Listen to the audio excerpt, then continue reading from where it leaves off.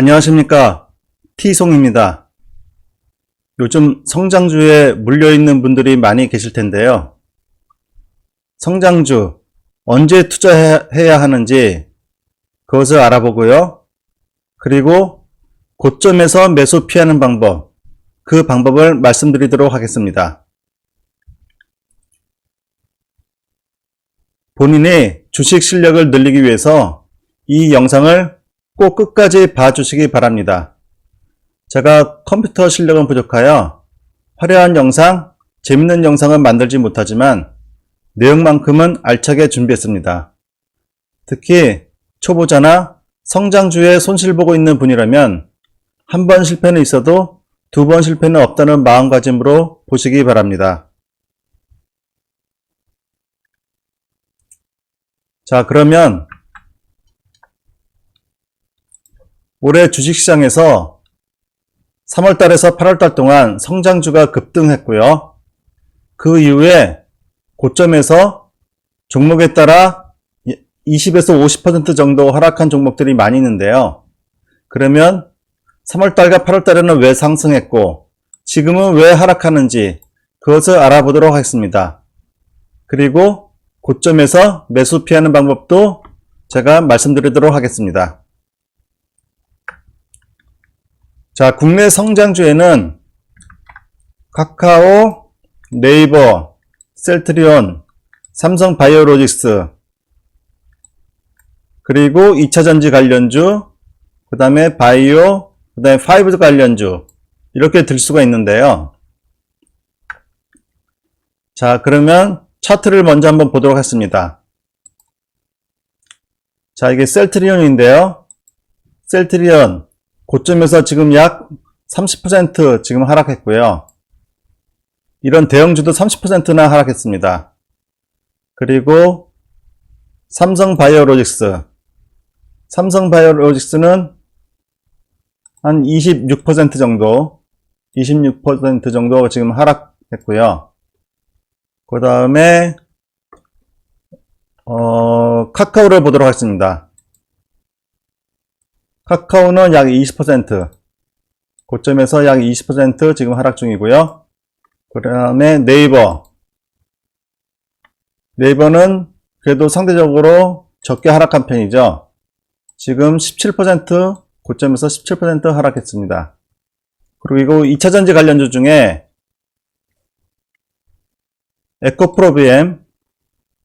에코프로비엠은 지금 25% 정도, 이 정도 지금 하락했고요.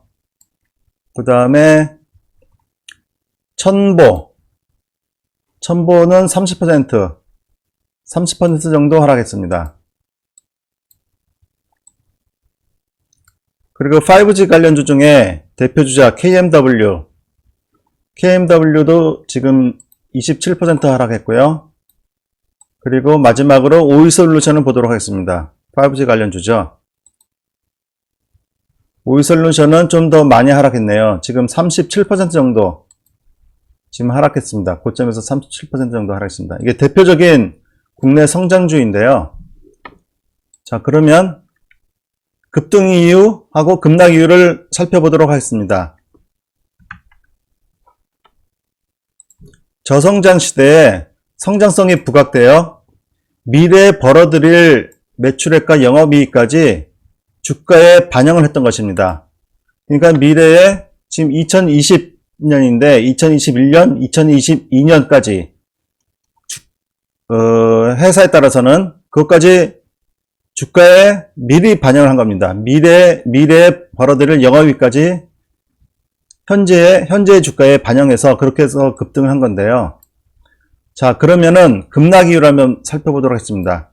그런데 어느 시점에 그 주가를 보니까 미래의 성장성이 이미 반영되어 있는 것입니다. 그러니까 내년도, 내후년도에 벌어들일 매출액과 영업이익까지 2020년도에 벌써 반영이 되어 있는 거예요. 그래서 이에 따라 가지고 기관과 외국인들이 차익 실현을 할 이유가 생긴 거죠. 그러니까 1년 후나 2년 후에 그런 성장성까지 현재 주가에 반영되어 있으니까 그것이 약간 고평가라고 생각하는 순간 그것을 밑에서 산 개인과 기관과 외국인들은 차익 실현하는 이유가 생긴 것입니다. 그래서 급락을 한 것인데요. 자, 그러면 우리 개인들이 왜 고점이나 추세 하락 후에 매수에 가담하는지 그 이유를 살펴보도록 하겠습니다. 먼저 고점에서 사는 이유는요, 가장 큰 게 이거죠. 지금 안 사면 그 주식을 영원히 살 수 없을 것 같은 조급함이 생깁니다. 영어의 줄임말로 FOMO라고 하는데요. Fear of Missing Out이라고 해가지고요. 그러니까 주위에서 전부 다 그 주식이 좋다 그러면은 지금 안 사면은 더 높은 가격에 살 수밖에 없는, 그래서 어쩌면은 영원히 살 수 없을 것 같은 그런 조급함이 생기기 때문에 고점에서 우리 개인들이 주식을 사게 되는데요. 자, 비슷한 예를 보면은, 자, TV 홈쇼핑에서 이런 얘기를 많이 하죠. 이번이 정말 마지막입니다. 다시는 못 볼 가격, 꼭 사셔야 합니다. 이런 광고를 하면은 사람들이 혹하게 되죠.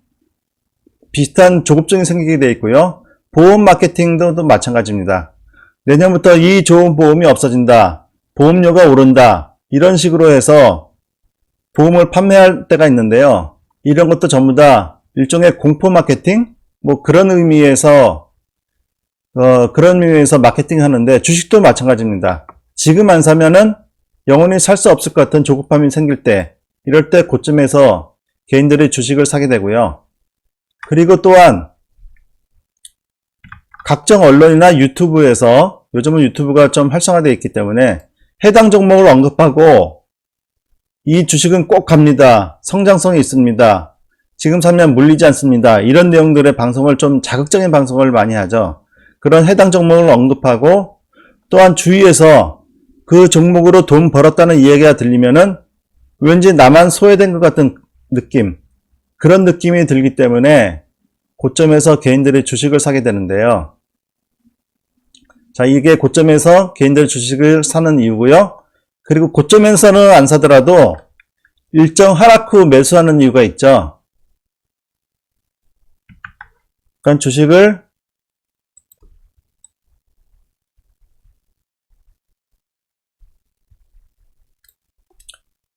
했을 때 여기 고점에서 사지는 않더라도 이 정도 산다거나 아니면은 이 정도 산다거나 이럴 수가 있습니다, 개인들이. 자, 그러면은 왜 여기서 하락을 하는, 여기서 매수하는가?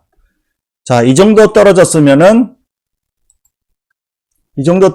예를 들어서 10에서 20% 하락했을 때 이 정도 떨어졌으면은 이제는 반등을 주겠지 하는 이런 마음이 많이 있을 것입니다.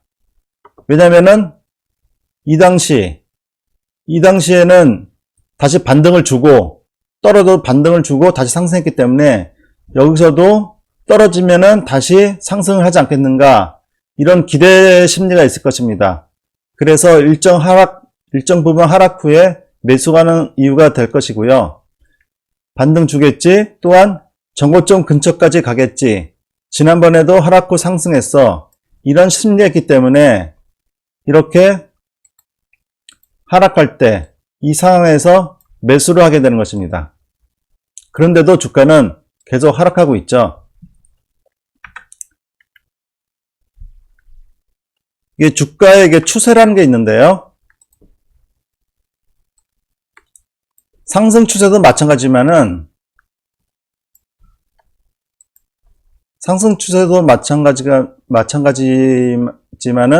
이렇게 한번 상승을 하면은 그 추세대로 쭉 가려고 합니다. 그렇기 때문에 상승 추세가 있고요. 하락 추세도 마찬가지입니다. 한번 이렇게 떨어지면은 또 이렇게 밑으로 계속 가려는 이런 성질이 있습니다, 주가에는. 이걸 추세라고 하는데요. 그래서 이렇게 한번 하락으로 접어들면은 다시 상승하는 데는 오랜 시간이 걸립니다. 여기서 이렇게 기간 조정을 받고, 가격 조정을 먼저 받고, 기간 조정을 받고, 그 다음에 다시 상승하게 되는 것입니다. 자, 그리고 저는 이 말씀을 또 해드리고 싶은데요. 자, 성장주의 민낯입니다. 자, 이게 무슨 말이냐?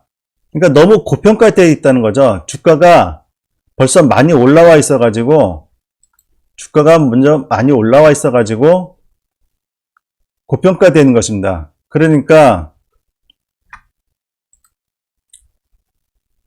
이런 주식들이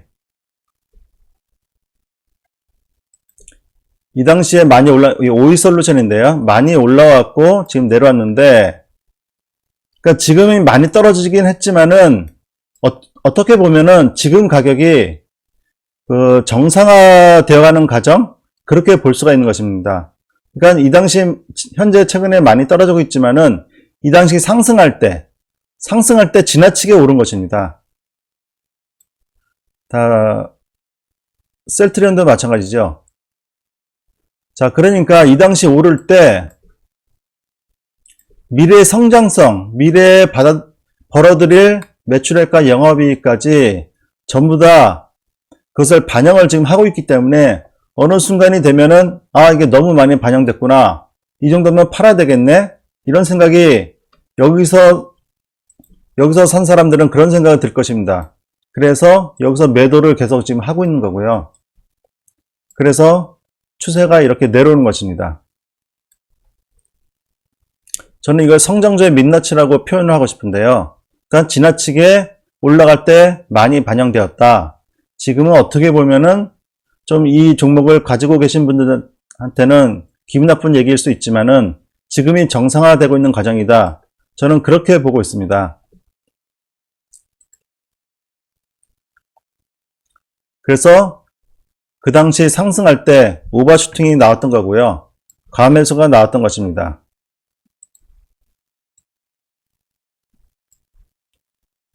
자, 그러면 성장주는 언제 매수해야 하는지 그것을 말씀드리도록 하겠습니다. 성장주의 기본 개념은, 매수 기본 개념은 비싸게 사서 더 비싸게 판다. 즉 상승 추세일 때 매수 후 그 다음에 매도를 해야 되는 것입니다. 그러니까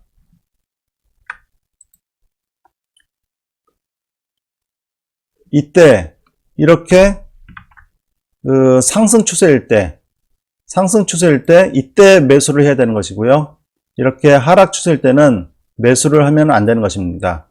그러니까 사실 이때도 약간은 성장성이 반영됐기 때문에 약간 비싸게 거래되는 가격인데, 이렇게 비싸게 사서 더 비싸게 파는 이런 전략을 구사해야 되는 것입니다. 이렇게 하락할 때는 매수를 하면 안 되고요.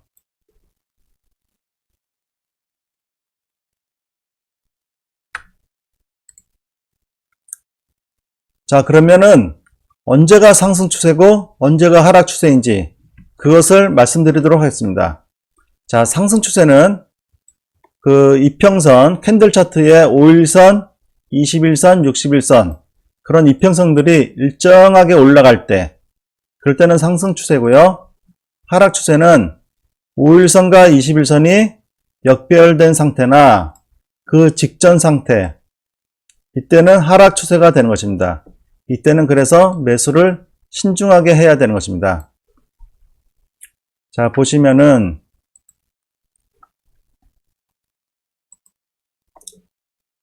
이 빨간색 선이 이 빨간색 선이 21선이고요. 이렇게 올라가고 있죠. 자, 그리고 이 파란색 선이 61선인데 이렇게 일정 부분 두 개의 그 이평선이 21선과 61선이 이렇게 일정 부분 간격을 이루면서 상승할 때는 이때는 상승 추세가 되는 것입니다. 그런데 지금 이게 거꾸로 되어 있죠. 61선이 위에 있고 61선이 위에 있고 21선이 밑에 있고, 이러면 역배열돼 가지고 하락 추세가 되는 것입니다. 그러니까 이렇게 상승 추세일 때 21선과 61선이 정배열되어 있으면서 일정한 간격을 이루면서 상승할 때 이래가 상승 추세고요. 21선과 61선이 이렇게 데드크로스가 나기 직전이나 이렇게 난 상황에서 하락할 때 이때는 하락 추세가 되는 것입니다. 그래서 이때는 매수를 할 때 상당히 신중하게 하셔야 되는 것입니다.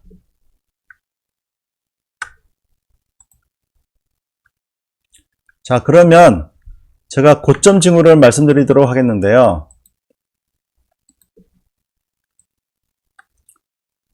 자, 그러면 언제가 고점 징후냐?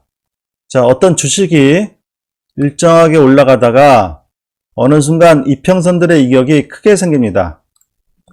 자, 이거 상당히 중요한 말인데요. 이거 하나만 잘 살펴도 주식의 리스크를 어느 정도 피할 수 있습니다. 그리고 많은 사람들이 그 주식에 대해서 이해하게 하고 상승할 것이라고 확신을 하고 있습니다. 그리고 지나치게 높은 고 PER 이런 경우가 고점 징후인데요. 그런데 이 중에서 요 세 개 중에 이 하나만 확실히 알아도 참 쉽고 간단하게 고점 징후, 그래서 이 당시에는 주식을 사면 안 된다, 이것을 알 수가 있는 것입니다. 어느 순간 이평선들의 이격이 크게 생기는 경우가 있는데요. 그때는 매수를 하면 안 됩니다. 제가 차트를 보며 설명해 드리겠는데요. 자, 셀트리온입니다. 자, 보시면은 이게 21선과 61선이 이렇게 상승했죠. 상승하고 있죠. 자, 근데 여기서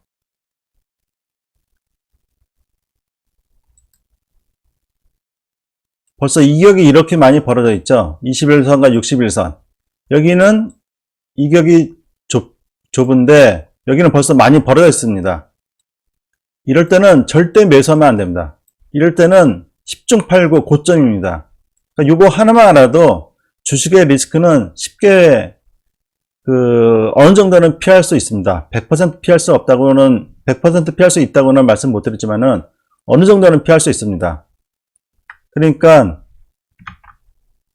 이 이격이 좁을 때는 좀 리스크가 없는 편인데 이격이 이렇게 많이 벌어졌다, 이럴 때는 절대로 주식을 매수하면 안 되는 것입니다. 이거 하나만 꼭 알아두시기 바랍니다.